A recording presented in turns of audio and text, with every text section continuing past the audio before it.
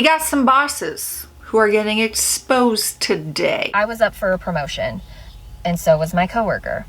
I had damn near perfect attendance. She should have been fired many months prior due to lack of attendance. She probably got the job. Write-ups. She has more than she probably should. Again, why does she still work there?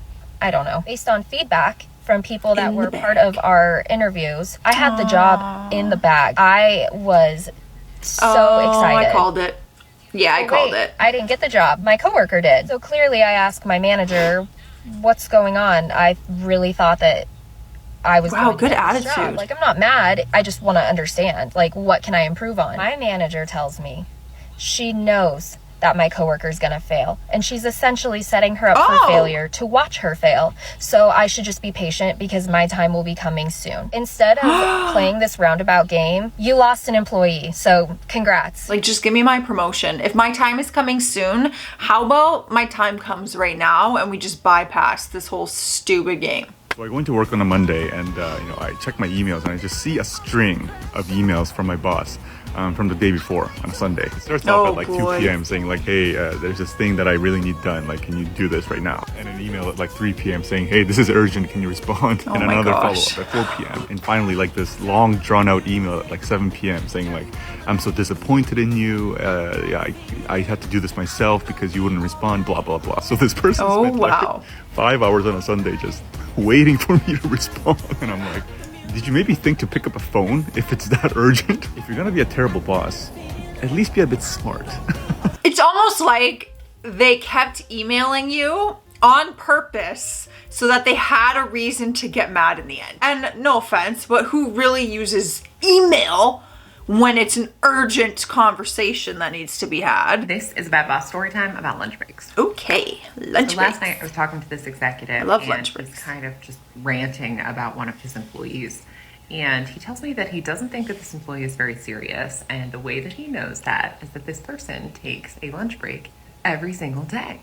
I know, the audacity. And I say, I'm confused. You don't want your people ever to take any breaks? So he launches off. And he's going on and on. And the central part of his argument is that this employee was being too bold about taking the breaks. So I say, is he allowed to take a lunch break or not? The executive says, it's not about that. Everyone is allowed. And dedication. So I ask him, do you ever take lunch breaks? And he says, of course.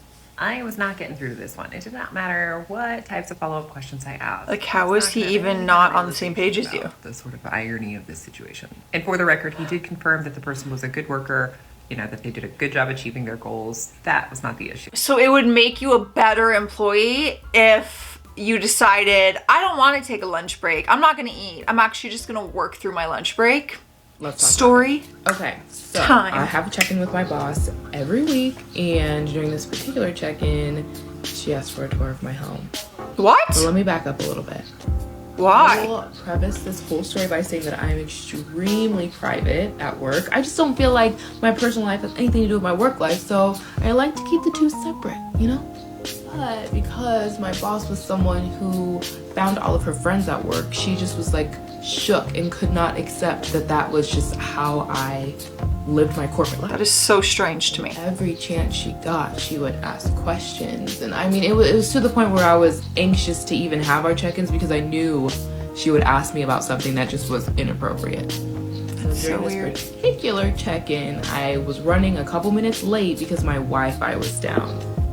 And I am a good little employee, and of course I texted her and let her know. And when I finally joined the call, I was like, hey, I'm so sorry, very apologetic. I was like, our Wi-Fi went down, and because that went down, like all of our smart appliances went down as well. And she was like, oh, your smart appliances? Oh. And that's when I knew that I made a mistake. Yeah, you made a mistake. And she was like, wow, well, can I just see? Like, can I see your home? It would be amazing if I could just get a tour of your home. Oh my gosh, that's so weird. Inside, obviously. I kind of want to see the smart appliances though, I'm not lying. Say anything. Not gonna lie. I think I even was like, huh? Because I was just so shocked that she even asked me that. So I said, I actually am not really comfortable with that. She was like, come on, like still trying to get me to show her my house. And I was like, yeah, no, I just don't. I'd rather focus on work right now. Good and for when you. I said that, she immediately, you could just tell her demeanor changed. Like, she got an attitude, y'all. My girl was mad that I would not give her a Zoom tour of my house. It's weird. And then, of course, like, I started feeling some type of way because I was like, I feel like I'm not supposed to do that, but she kind of was making me feel guilty about it, you know? So our check-in, as you can imagine, was just awkward, and she clearly had an attitude. And towards the end of it, I had 2 more projects that needed to be completed by the end of the week, which was so petty of her. So petty of her, because I didn't let her see my house. She wants the in, and because you're not giving her the in, she wants it more. And because you responded with no, like, I would rather focus on work, her ego got hurt. So she was like, well, fine then. Like, girl. So I've made several videos about how I've had idiot bosses, but I've had one that was just nasty. On one occasion, he told me that the holiday I'd pre-booked before I even started at that job had to be cancelled because he wouldn't give me the time off. He wouldn't allow us to go to the toilet unless he gave permission. Huh? If you'd been told to work on an aisle and you were caught off that aisle, that would be going up for a disciplinary. Would you have to take a shit? I've never worked at a job where I felt trapped before, but this definitely was one of those times. Worst interaction we ever had. One day a colleague came over to me and asked me where something went, so I told them where it goes. He then saw that as a breaking of his rule, talking to each other. So he asked me to go into the clothing section with him, off the shop floor into the clothing section. And he looks at me dead in the eye and leans in and goes, "You want to hit me, don't you?"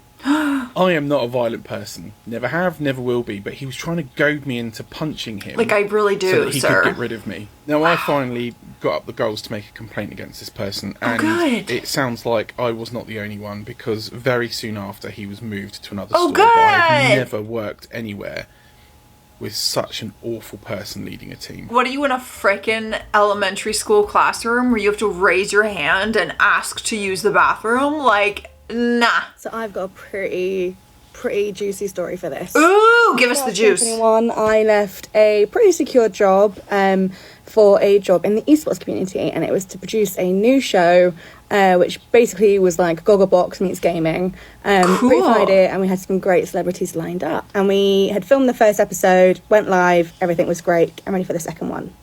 And that's where things started to go very wrong. Oh no. I did something that my boss didn't seem to like. I did an edit of a video that went out on social media. It didn't even go out anywhere. I followed his his list of like what he wanted and stuff, and oh my god, hell broke loose. And I was then just bombarded with so many insults to my character and to my work ethic. But these weren't just like normal like negative feedback you get on a piece of work.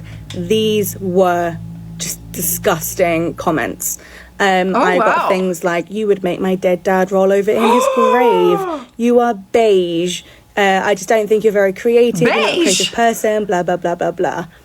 And because of all that, I decided that, you know what, there were things that he said that I just can't even get out of my mouth because it's just so grim what he said. But I called my mum and my dad, and I was like, I cannot work for this man. This is insane. Over like, one file a very report. small thing, he has just blown up at me, and I just cannot work under these conditions.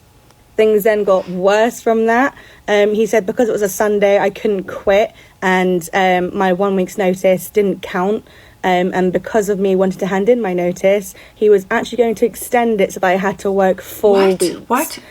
Even though in my contract it said 1 week was fine, he said, "I don't care. I'm going to make you work 4 weeks. Nah, I'm going to hire a private baby. investigator because I think you've been looking for other jobs. I don't trust you." Even more insults like thrown my way. Everything. It was hell. He then forced me to get everything ready for the second episode. Because I would have put the whole team in trouble, like all this teamwork malarkey that he was throwing at me. Got everything ready for the second episode. Arrived on set with everyone. He didn't even turn up. The whole company went under. He knew it was going under. He didn't pay any of us and left. Wow. Well, that just takes the cake out of all stories. What do you mean? I was okay. The insults is one thing. You can't actually quit within what the contract says. That's another thing. And then I'm gonna hire a private investigator. Like, bro, go ahead. All for this. He knew it was going under, knew it was failing. No one got paid. Like, that's gotta be a lawsuit. That has to be a lawsuit, right? Have you guys ever had a terrible boss? Tell me your stories down in the comments. I am getting out of here though. Stay classy out there. Stay sassy. And I'll see you tomorrow.